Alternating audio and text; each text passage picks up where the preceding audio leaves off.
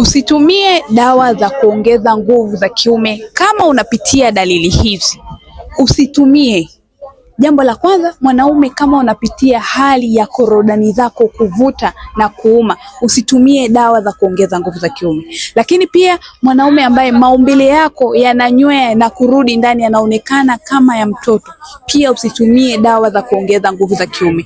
Lakini pia unapitia hali ya maumivu ya nyonga kwenye kiuno na mgongo, usitumie dawa za kuongeza nguvu za kiume. Lakini pia tumbo lako linanguruma na kujaa gesi, pia usitumie dawa za nguvu za kiume. Kwa nini nakwambia usitumie dawa nguvu za kiume? Kwa sababu hizo ndio dalili za mwanaume ambaye ana matatizo ya ngiri. Kabla ya kutumia dawa za nguvu za kiume, hakikisha unatibu ngiri yako kwanza, ndipo uweze kutumia dawa za kuongeza nguvu za kiume. Kama unapitia dalili za upungufu wa nguvu za kiume, hakikisha una comment hapo program au ni cheki WhatsApp moja kwa moja kama unapitia dalili hizi na unahitaji suluhisho la moja kwa moja.